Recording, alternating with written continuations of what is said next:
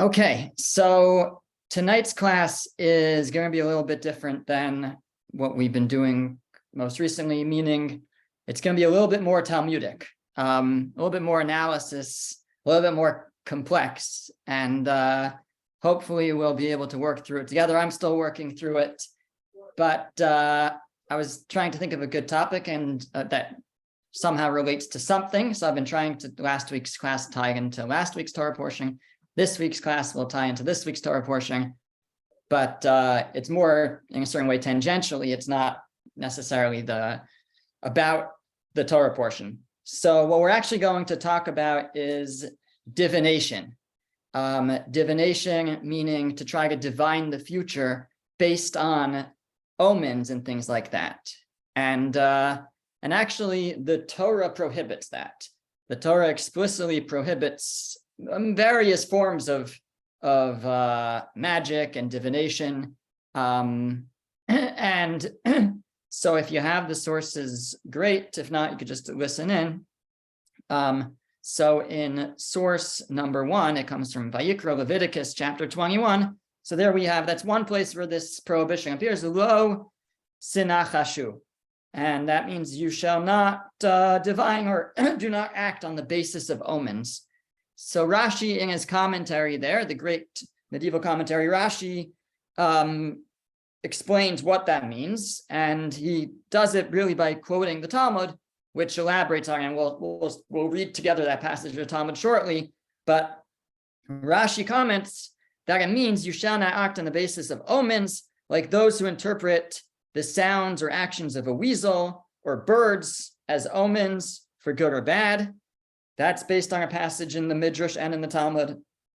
Or like those who interpret bread falling from his mouth or a deer crossing his path as signs for certain things. So, right, there's different ones nowadays, like you walk under a ladder, or you, I don't know, a black cat, or there's different things that people talk about, and those would be the equivalent of these examples that I guess existed in Talmudic times that people viewed as a bad omen for the future. And the Torah is again, the word lo tzanachashu seems to mean like don't divine, but the way that Rashi interprets it based on the Talmud is do not act based on it. So don't let it affect your choice of actions. So that's the basic prohibition, but what we're going to have to try to do together is try to define it further based on what it says in the Talmud and based on what the commentaries say. Also, what's going to be interesting, I think, is that we'll also get a sense of sort of what we call the halachic process. You know, how do we get to a final ruling in Jewish law? And it starts with a passage in the Talmud usually, and then the commentaries on the Talmud, and then later halachic works that discuss it. And so that's what we're going to be following. But really, in order to get there, we have to read a passage from this week's Torah portion, and then we're going to read a passage from the book of Shmuel, the book of Samuel. So let's read through these verses together. It's in Bereshis, Genesis chapter 24, and we pick up in this week's Torah portion where Abraham has sent his servant to find a wife for his daughter, for Avraham's son, to find a wife for Avraham's son, and Yitzchak, Isaac, and we'll call that servant Eliezer, even though he's not actually identified by that name in this week's Torah portion. He's just called the servant of Abraham the whole time, but we'll just call him Eliezer to give him a name. That's how the Midrash understands. So let's read the verses. So it says, and the servant took 10 camels of his master's camels, and he went, and all the best of his master was in his hand, and he arose and he went to Aram Naharayim, to the city of Nachor. So this is where he's going to find a wife for Yitzchak, and he has lots of camels and lots of gifts and everything. And he made the camels kneel outside the city beside the well of water at eventide, at the time the maidens go out to draw water. Eventide, I don't even know what that is, but you have to see the Hebrew. But so he stops outside the city, and it's just about time that the maidens are going to come draw water. And he said the following, and this is what we have to pay attention to. O Lord, the God of my master Abraham, please cause to happen to me today and perform loving kindness with my master Abraham. He says, God, do a kindness for me. Behold, I am standing by the water fountain, and the daughters of the people of the city are coming out to draw water. And it will be that the maiden to whom I will say, lower your pitcher and I will drink, and she will say, drink, and I will also water your camels. If she says that, if she says, drink, and I will also water your camels, her have you designated for your servant, for Isaac, and through her may I know that you have performed loving kindness with my master. So the servant of Abraham, Eliezer, he says, God, I want to make a deal with you. That if this happens, if the following happens, I'm going to know that this is the right girl for my master's son, Yitzchak. And he's very specific about what it's going to be. He says, if I say, lower your pitcher and I will drink, if I ask basically, can I have something to drink? And she responds, not just that I should drink, but also my camel should drink. So then I'll know if that happens that this is the one for my for my master Yitzchak. So that's his that's sort of his he's going to act based on this. It's not really an omen necessarily, but based on events that he sees. If it happens this way, I'm going to act based on that. And what happens? So verse 15, now we had not yet finished speaking, and behold, Rebecca came out. That's Rebecca, Rivka, and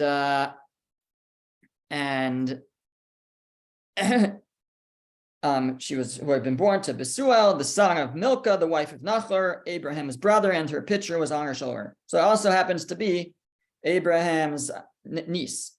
Now the maiden was of very comely appearance, a virgin, and no man had been intimate with her, and she went down to the fountain, and she filled her pitcher and went up.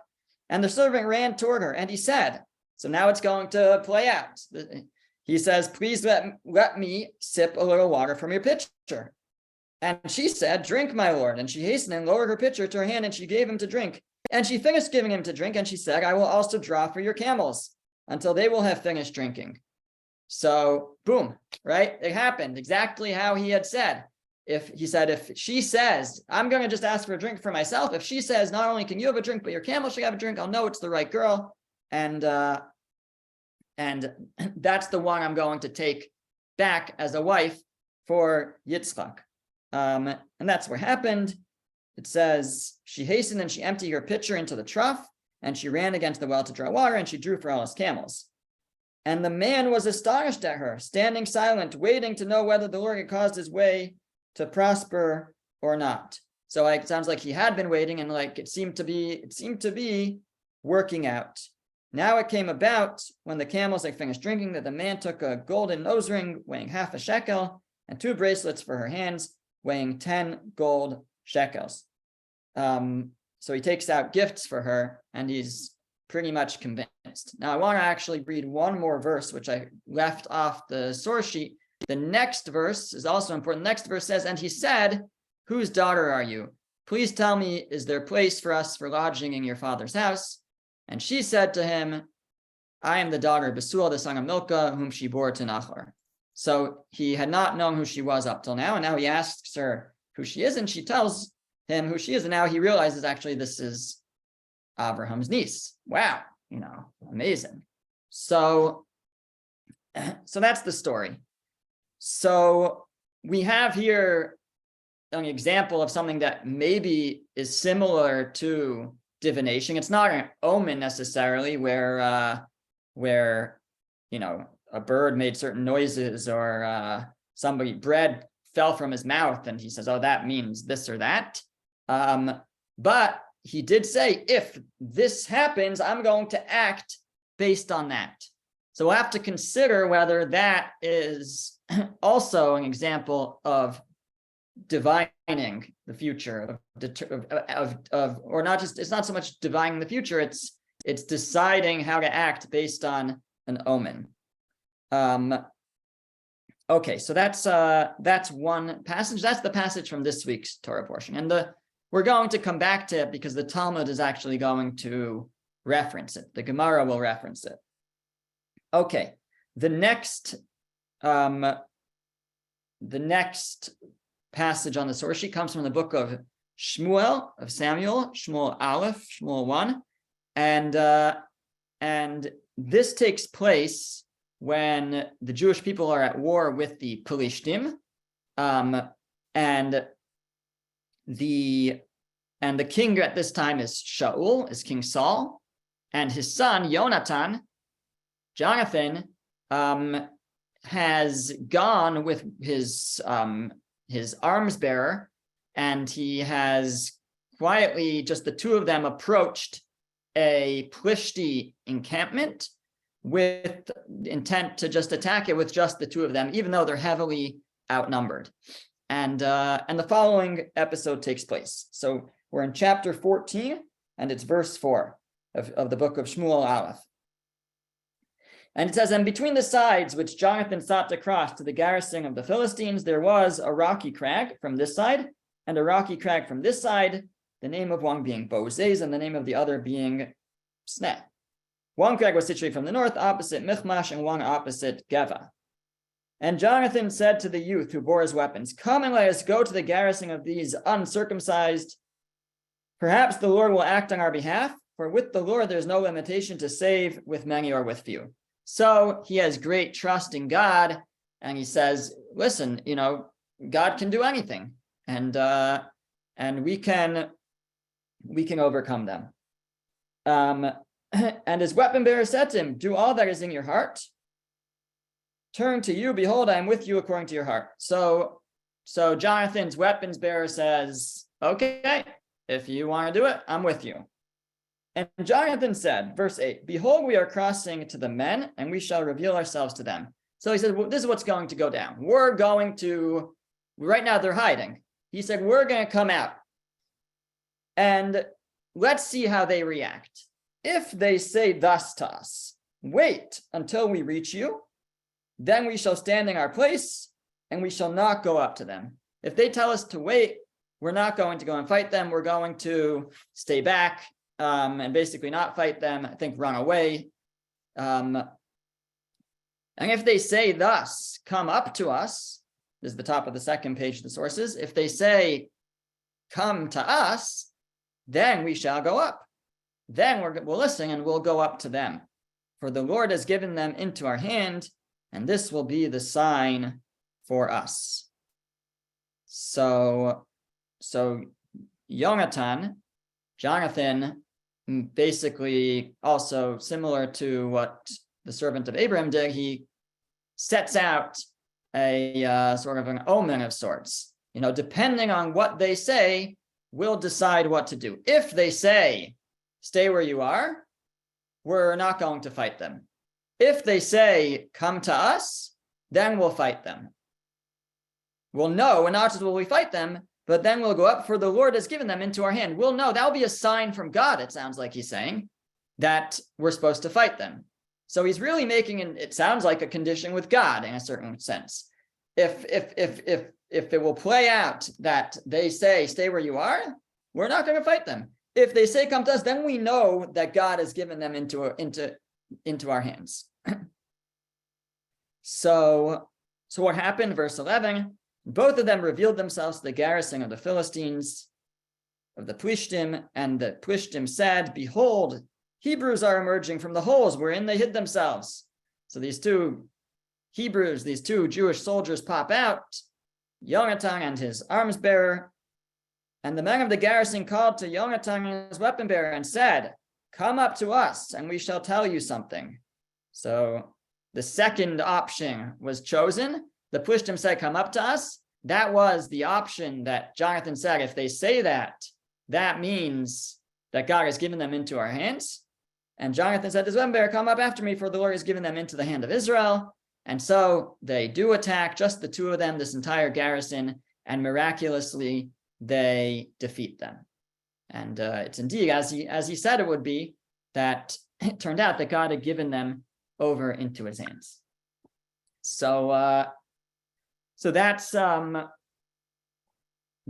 second passage. And what these two passages have in common is somebody is saying, depending on what someone else does, I will take that as a sign from God as to what I'm supposed to do. The servant of Abraham says, if a girl will say, not only should you have something to drink, but also your camels, that's a sign from God that she's the right girl. And similarly, Yonatan, the son of King Shaul of Saul, says, if the Plishti army, if the Plishti soldiers say, come to us, I will take that as a sign that God has given them into our hands, and I will do that. So this, as I mentioned, is a little bit of a different type of divination or omen reading. The person has set it out, but is one allowed to do that? Can one say, sort of make a deal with God? God, if this happens, then I'll take it as a sign, and if not, then I'll take it as a sign not. But like, is that permitted? Does that fall under this category of omens and divination, or is that something different? Okay, so those are the two background passages, and now what we have to do is actually learn the passages in the Talmud, in the Gemara, that discuss what divination is, what the prohibition of, in Hebrew, again, the word was lo tinachashu, which we would call nichush. Nichush, again, is like omen reading or divination. So, and there's different forms and different prohibitions that apply to different forms, but this is the type more of omen reading. So that is prohibited, but how do we fit that? How do we square that with these couple of episodes? Okay, so let's start. We're rolling through the sources quickly here, although when we get to 5, we'll definitely have to slow down. But then we'll have sort of we'll have to break them down and try to understand them. So source number 4 is a passage in Sanhedrin 65b, and this is where it's actually discussing all these various prohibitions relating to magic and sorcery and things like that, and including this prohibition of lo sinachashu, do not act on the basis of omens. So the sages taught the enchanter mentioned in the verse is one who relies on So let me just preface. So this translation that I'm using comes from Sepharia, and it's it's called the William Davidson translation. I think it's the same one used in the Koran Talmud. And the way that it works on Sepharia, at least, is the bold is a exact translation of as it appears in the Talmud, and then the unbolded parts are explanatory. So sort of you have to fill in words when translating, and also just they elucidate the Talmud for us. So, but that's important to keep in mind, because sometimes it will elucidate it based on one understanding, but there could be other ways to understand it. So just good to keep that in mind. So the sages taught the enchanter mentioned in the verse is one who relies on superstitious signs, e.g., one who says if one's bread fell from his mouth, that is a bad sign for him. Or if one's staff fell from his hand, it is a bad sign. Or if one's son calls him from behind, it is a sign that he should return from his journey. Or if a raven calls to him, or if a deer blocks him on the way, or if a snake is to his right, or if a fox is to his left, all of these are bad signs. Anybody who interprets those types of things as bad signs, that would be the prohibition of this lo tinachashu, do not act based on omens. So, okay, there's another passage as well that gives some other examples, but we'll, I guess, come back to them later. They're going to be quoted.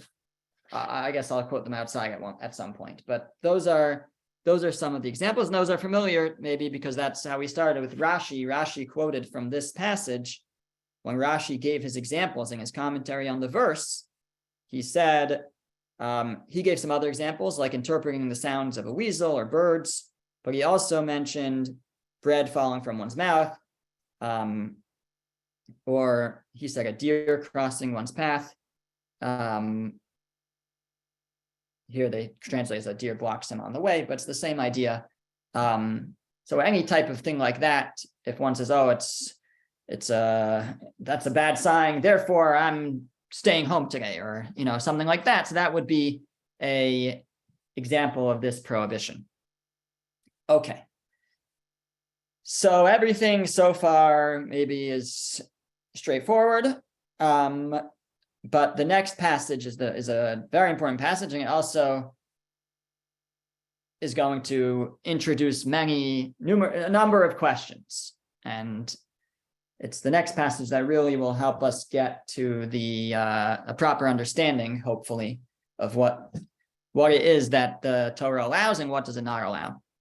So this is a passage in the Talmud in Chulin, 95b. So the Talmud actually here starts with a story.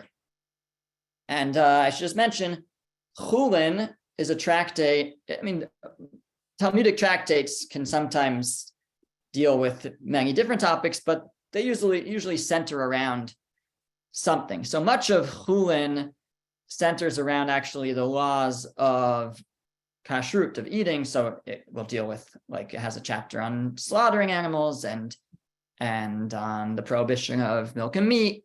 And this particular chapter, this area right here, it's dealing with like a question about meat that's left unwatched. If you have to be concerned that maybe it was swapped for non-kosher meat or the like. So the Talmud has a story within this context, and it says, which of course seems totally unrelated to what we're discussing, because it is, but as you'll see, it will tie in. So Rav was going to the home of Rav Hanan, his son-in-law. He saw that the ferry was coming toward him just when he arrived at the riverbank. So he gets to he wants to travel to his son-in-law. He gets to the riverbank, and it's perfect timing. The ferry's just pulling up, right? So he knows, he's like, oh, this is a good day, right? It's like when you get to the light and it changes right as you get there. You just make the light, you're like, okay, today's going to be a good day. Now, is that okay to say that? So Rav, this great sage, he got to the riverbank. Just then the ferry pulled up. I guess, for people who take the bus, it's the same thing. You get there and just then the bus comes. Amazing, the best feeling. So he said, the ferry is coming toward me. This is a sign that a good day awaits me in the place where I am going. And here in this translation, this elucidation, they say that a good day, he means a festive meal. That interpretation is actually based on, I believe, the commentary of Rashi on that passage. Just double check that.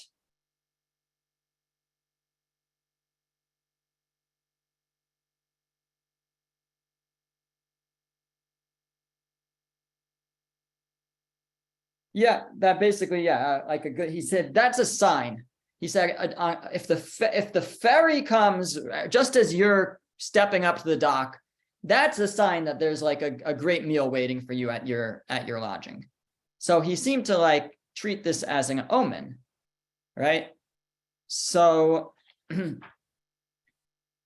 that a problem, right? This is Rav, this is this great sage Rav, and he's reading omens.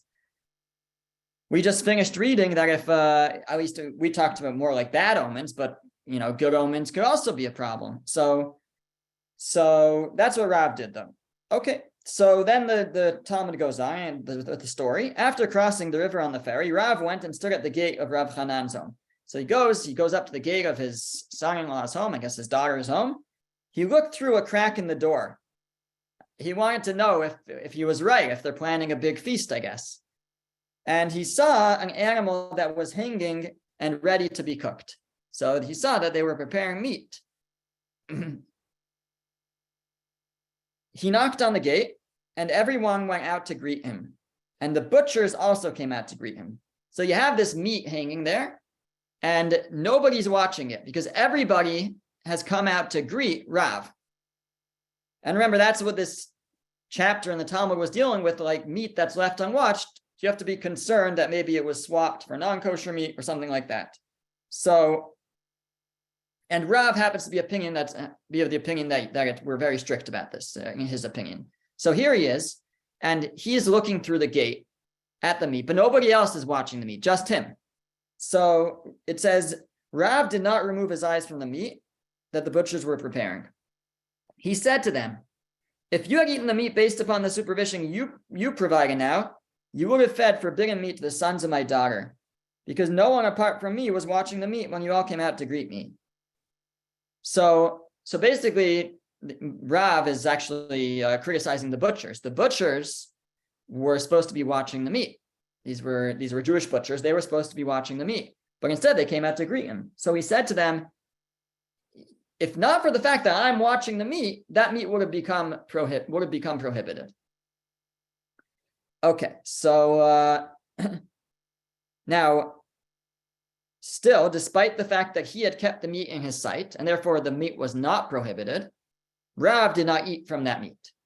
So that was the story. The story was that he first came out to the dock. Just as he got there, the ferry was coming. He said, wow, this is a great day. There must be that they're preparing a party for me. He got to his daughter's house and son-in-law. He looked through the crack in the door. He saw that there was meat hanging there, and the butchers were watching it. But then everybody came out to meet him, including the butchers, and nobody was watching it. And he said, if not for the fact that I was watching it, this meat would have become prohibited. But it didn't. It didn't become prohibited. But yet Rav did not eat from the meat. So that was the story. And the Gemara wants to know, why didn't he eat from the meat? After all, it seems to be okay. So the Gemara asks, what is the reason that Rav did not eat the meat? So if one suggests that he was concerned because they had been obscured from sight, because nobody was watching it, that can't be the reason, as Rav kept watching it. So that was not obscured from sight. So why didn't he eat the meat? So the Talmud says, rather, Rav did not eat because he divined. Because he had done nichush. He had divined earlier by the ferry. And how do they explain that? So this explanation, this elucidation says that therefore, i.e., he saw the arrival of the ferry as a good omen. This is prohibited, and therefore Rav penalized himself and abstained from the meat. So this, at least in this elucidation, they're understanding this passage to mean that Rav, he did it. He did the wrong thing. He read that as an omen, and or at least the Talmud is considering this. We'll see that it might change its mind, but at this step, right? So the Talmud has like many steps. So first, if the reason why he didn't eat is because nobody was watching it, well, that can't be the reason, because he was watching it. So rather, it seems the reason is because he was penalizing himself, because he had done something wrong, because he had divined, he had read that omen of the ferry to mean that something good was going to happen to him, and that was prohibited. So that's what the Talmud at this moment thinks is the reason. But then the Gemara asks on that, and it says that can't be, but doesn't Rav say that any divination that is not like the divination of Eliezer, the servant of Abraham, or like the divination of Jonathan, son of Saul, of Jonathan, is not divination? So there's a statement that the Talmud was aware of that Rav had made elsewhere. Rav said, if any divination that's not like what Eliezer, the servant of Abraham, did, or like Jonathan, the son of Saul, did, the son of Shaul, that's not divination. So therefore, this wasn't either divination, what Rav did. Now, we obviously need to explain what that question is, but there's a few things that it sounds like this is saying. First of all, it sounds like it's saying that what Eliezer, the servant of Avram, did was divination, and it sounds like what he did was prohibited. That's definitely, if you read that line at face value, that's what it seems to be saying, because it says, Rav said that any divination that's not like the divination of Eliezer, and not like the divination of Yonatan is not divination. But what they did is divination, right? So it sounds like what they did was something wrong. So, which I guess is technically possible, but that would be surprising. We're talking about the servant of Abraham was very great. We're talking about the son of Yonatan, the son of Shul was very great. So it would be surprising if what they did was prohibited. But that's what he seems to be saying. And what it's also telling us, though, is that whatever they did, Rav didn't do that. When Rav saw the ferry, it was not considered, and he saw that as a good omen. That was not a type of divination that was prohibited for some reason. We'll have to explain why, but that's what the Talmud is saying. So it can't be that he was penalizing himself for doing divination, and that's why he didn't eat the meat, because that wasn't divination. Because Rav says any divination that's not like what Eliezer did and like what Yonatan did is not divination. So what he did was not divination.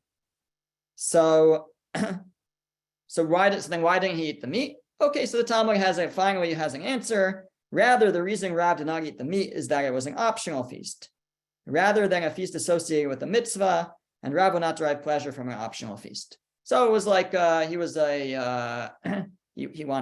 to abstain, and had it been like a mitzvah meal, like a Shabbos meal, or like a celebration of a completion of something in Torah or something, or a circumcision or a wedding or something that was a mitzvah to have a meal, then he would have eaten the meat. But this was just a regular night, so he abstained from eating.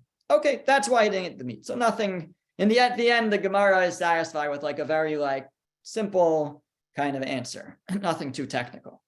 But in the course of that discussion, we learn a bit about divination, or we are maybe introduced to something about divination, which we still have to unpack and try to figure out what it's saying.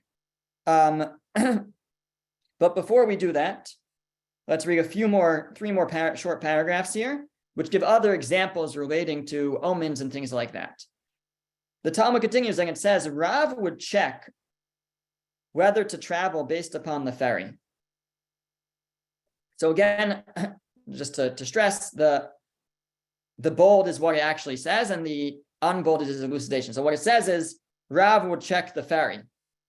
But what would he check about the ferry? So this explanation, again, based on Rashi's commentary on the Talmud, says he would check whether to travel based upon the ferry. So this wasn't like a one-time thing, it sounds like. He would go and he would see if the ferry was coming, and based on whether it was coming or not, he would know whether he would divine sort of as an omen, should I go or should I? If the ferry comes like quickly or it's on it as soon as he gets there, then it's going to be a good day, he should travel. If it doesn't come right away, then maybe it's not such a good idea to travel. That's what it says. Again, it seems to be some kind of omen that he's reading. And Shmuel would check by opening a scroll, it says, and reading from wherever it was open to.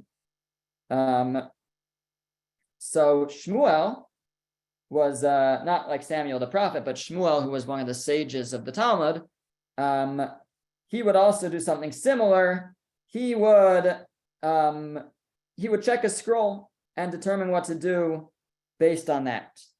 And one more example, Rabbi Yochanan would check what was in store for him by asking a child to recite the verse he was learning. So he would go over to a child and he would say, Psokli psukecha, tell me what verse they taught you in school today. And the child would tell him a verse, and based on that verse, he would decide how to proceed. So also it seems like some kind of divination or omen reading based on the verse. Okay, another thing to keep in mind. Now, another paragraph. It is talking about Braita. So that's like earlier source from the sages from Mishnaic times. Rabbi Shimon ben Elazar says, with regard to one who is successful with his first business transaction after he has built a home, after the birth of a child, or after he marries a woman, even though he may not use this as a means of divination to decide upon future courses of action, it is an auspicious sign that he will continue to be successful. So a person has success in a transaction right after either he builds a home, or he has a child, or he gets married. So the Talmud says, and again, there's the bold and then there's the elucidation, but the bold is that it's not divination, it is a siman, it is a sign. That's what it says. And here it's being interpreted to mean that you can't use it to decide on future courses of action, but you can see it as an auspicious sign. And that also needs further interpretation. And then finally it says, Rabbi Elazar said, but this is provided that the sign has been established by repeating itself 3 times. So it's not enough for just like one successful business transaction. If you have 3 successful business transactions after a major life event, so that could be read as a good sign. Okay, so we've piled on a lot of information, and now we have to try to come away with kind of an understanding of it. So let's just summarize though some of the main points so far. So we have a prohibition of the Torah in the Torah, lo sinachashu, do not practice divination. And the Talmud cites some examples of what that might be. So it would include, as just some examples, if bread fell from someone's mouth, so someone says, oh, it's going to be a bad day, I shouldn't invest or whatever. Or a raven calls to him, says, oh, something bad is going to happen, or a deer crosses his path, any of these types of things, to read that as an omen, that is prohibited by the Torah. Then we had the story of Rav, this sage, who went out to catch a ferry. The ferry came right away. He said, oh, the ferry came just as I was approaching. That's a good sign. There must be, a party waiting for me at where I'm going. So that's what Rav did. And although the Talmud at first thought that maybe that was considered divination, the Talmud then asked, no, that's not divination. That's not a problem. Because Rav he himself taught that any divination that's not like the divination of Eliezer, the servant of Abraham, or Yonatan, the son of Shaul, is not considered divination. So what I did was not divination. Now, what were those stories? Just to quickly summarize again, the servant of Abraham had said, whichever girl would say, you should have a drink and your camels should drink, I'll take that as a sign from God that that's the right girl. That was his divination, so to speak. And Yonatan said, if the Plishti soldiers say, stay where you are, then we won't fight them. But if they say, come to us, we'll read that as a sign that God has given them over into his hands. That will be an omen, sort of, that God has given them over into our hands. And that's what actually happens. So the Talmud says that's divination, seems to say at least, but what Rav did was not divination. So let's actually just pause there and try to understand what the difference is.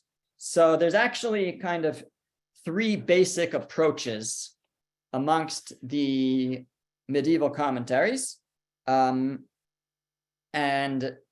it would go as follows. So actually, on the page of the Talmud are 2 main commentaries. One is Rashi, Rabbi Shimon Yitzchaki, and one is called Tosfos. Tosfos is a compilation of different medieval rabbis. Amongst them were grandsons of Rashi. And those are the main commentaries on the page of the Talmud. Now both Rashi and Tosfos take the same approach.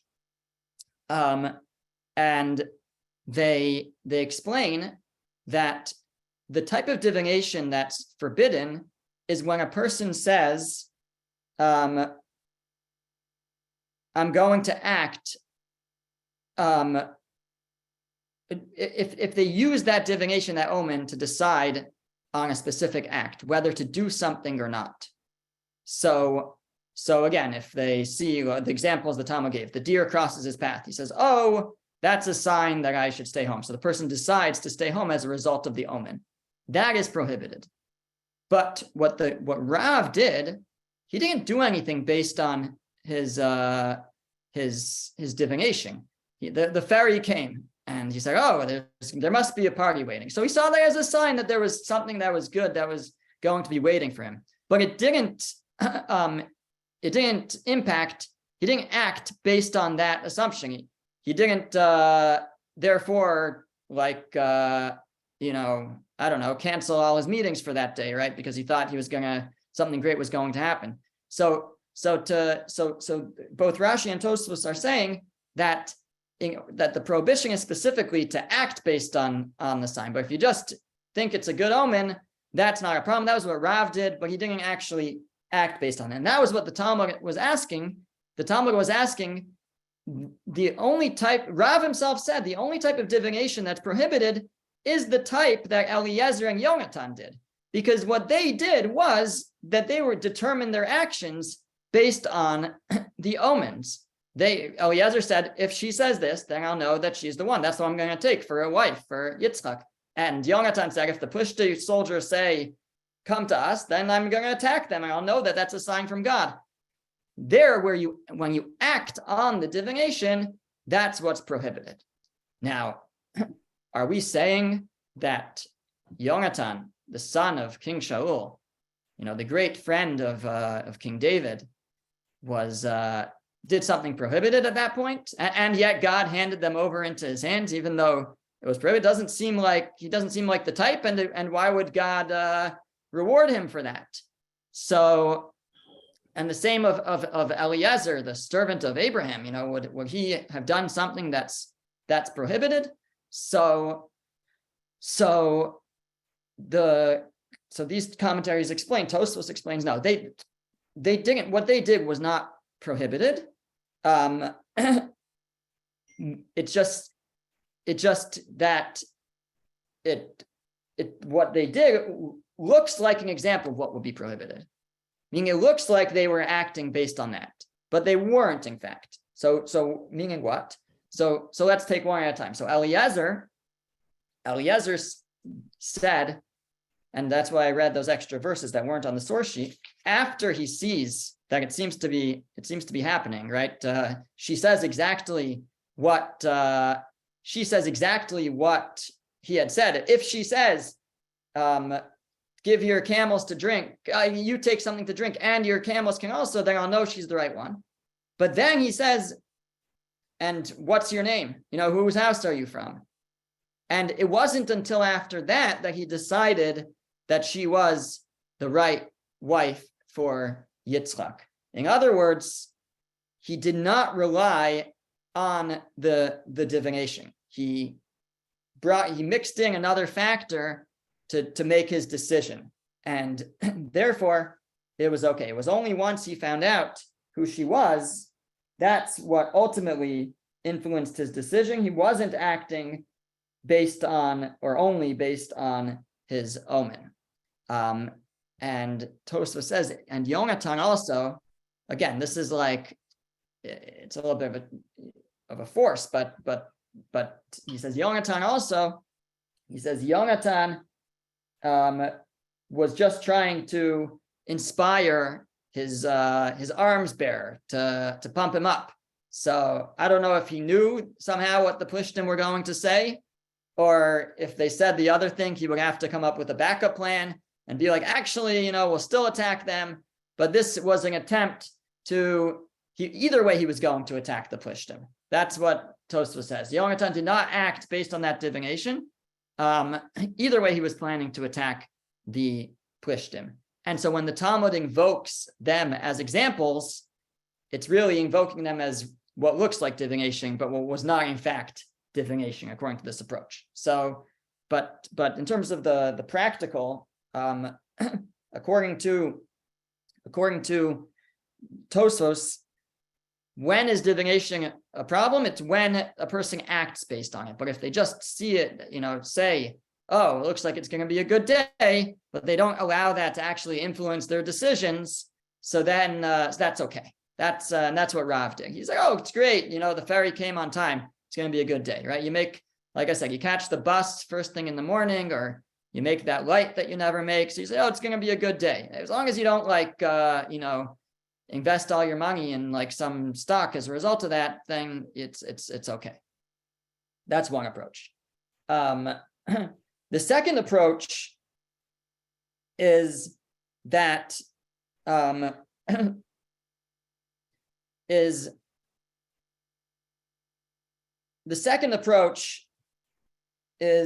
there's two types of sort of reading omens. One is where there's a logic. It's not just an omen. It makes sense logically that if this happens, then I should do, if X happens, then I should do Y. That was the scenario. That was the scenario of Eliezer and of Yonatan. So this is the approach of Rabbeinu Nisim, the Ran. He says, Eliezer, the servant of Avram, said, if I meet a girl who says, not only should you have water, but your camel should have water, so then I'll know that she's the right wife. So it's not just simply an omen. It's also, showing that she's the perfect girl. She is someone who is caring and sensitive and acts with alacrity and isn't lazy and has all the good midos, all the good traits of a good shidduch for Yitzchak. So what Eliezer did was not just simple omen reading. What Eliezer did was something very logical. Says the Ran, says Rabbeinu Nisim, that's okay, that's allowed. And Yonatan also. Yonatan was saying, if the Plishtim say, stay where you are, so that means they're not afraid of an ambush. That means they're brave. They're not afraid to be ambushed. Then I'm nervous. But if they say, come to us, so that means they're a little bit afraid to come out themselves, and that shows a lack of confidence for them themselves, and that's a problem. So I'm sorry, and that means that God has probably given them into our hands. They're weak, they're scared, and we could take them. So Rabbeinu Nisim says, that when the Torah prohibits divination, of reading omens, that's when the omen has no logic to it, that it should result in that result, right? A deer crosses one's path, so therefore I'm not going to, I don't know what today, right? What does one have to do with the other, right? I walked under a ladder, so I can't, I can't go to work today. Like there's no connection. That's just reading an omen out of the blue. But he says, or the bread falls out of his mouth. Like why does that have to do with anything? But he says, if it makes sense, then that's not divination. That's how the world works. He says, for example, if it's raining, somebody says, if it's raining, it's a bad sign. I shouldn't go outside today, right? So, I mean, if you don't want to get wet, then yeah, you shouldn't go outside today. Like that, there's a logic to that. So, right, if a person says, if it rains today, I'm not going to go. If it doesn't rain, I will go. Is that an omen? No, that's logical. So that's just how the world works. So he says that was the same thing with Eliezer. Eliezer was looking for a good wife for Yitzchak. So if she shows signs that she's a good wife, then he's going to take her as a wife. And Yonatan was trying to read the Plishtim, their confidence level, etc. So that was not a bad omen, and that was not a prohibited type of omen. That's permitted. There was a logic to that,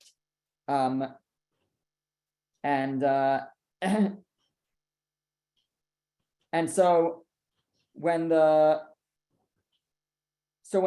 Talmud brings it as an example, so So again, you have to kind of reread the Talmud a little bit and say that similar to what we said before, the same type of reading. It's only when you rely on the omen, and it's only if the omen doesn't make sense. If the omen makes sense, it's not an omen, it's just a logic, then it's okay. So if you were having example, so what the Talmud is really saying, what Rav did in reading the ferry was fine, not because there was a logic to it, but because he didn't act based on it. If you don't act based on it, then it's not prohibited. And when the when the Talmud makes a comparison to Eliezer and to Yonatan and says, well, any divination that's not like what Eliezer and Yonatan did is not divination, implying that what they did is divination.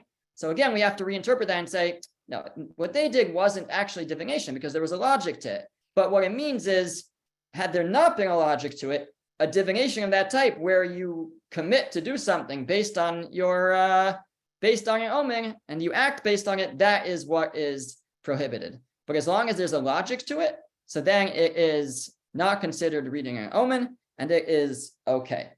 So that's the second approach, or in a certain way, it's a second step. Tosfos said that he basically only discussed this one point of if you act on it, it's prohibited. If you don't act on it, it's okay. Eliezer was an exception. Eliezer didn't really act on it. He really waited to find out who she was before he acted. Yonatan also didn't act on it. He would have attacked anyways. That's what Tosfos said. The Ran says that no, that he agrees that only if you act on it is it prohibited, but what Eliezer did was okay because there was it was logical. That's not an omen. That's makes a lot of sense. And the same thing with Yonatan. As long as there's a logic to it, then it's okay. The last approach is the approach of the Radak, Rabbi David Kimchi, another of the medieval commentaries, and he's actually has discussing this in his commentary on the prophets, on the book of Shmuel. That's where he discusses it. And what he says is actually the most lenient in a certain sense. He says the type of divination that's forbidden is specifically types of divination that are already kind of existing out there. Like they're the custom of the world. Like we gave examples, the black cat or the 13th floor or walking under a ladder, all these things. So when there's when there's this these myths out in the world and a person acts based on those myths, that's what the Torah is prohibiting. The Torah is prohibiting us from following along with these made up types of omens and signs. And all the examples that the Talmud gave were, I guess, existent omens and signs that existed in those times, and those are what are prohibited to follow. However, says the Radak, and this is the sort of the most lenient and the most novel approach, he says a person is allowed to create their own sign and say, if this and this should happen, then it's then I will do X. If X happens, then I will do Y. That the Radak says is permitted, and therefore what Eliezer did was permitted, and what Yonatan did was permitted. They weren't following like omens, like black cats and deer crossing their path and those types of things. They made up their own signs, and they said if X happens, then I'm allowed to do Y. And the Radak, Rabbi David Kimchi, says that is actually allowed, and the Talmud again is giving examples when it says any divination that's not like that, that's not like Eliezer and not like excuse me, and not like Yonatan is not divination. The Talmud is really saying, yeah, they were allowed to do it the way they did it. But if somebody would do we use a existing omen and use it and act on it, so that would be problematic. But to make up your own omens is okay. So so that's the most lenient approach.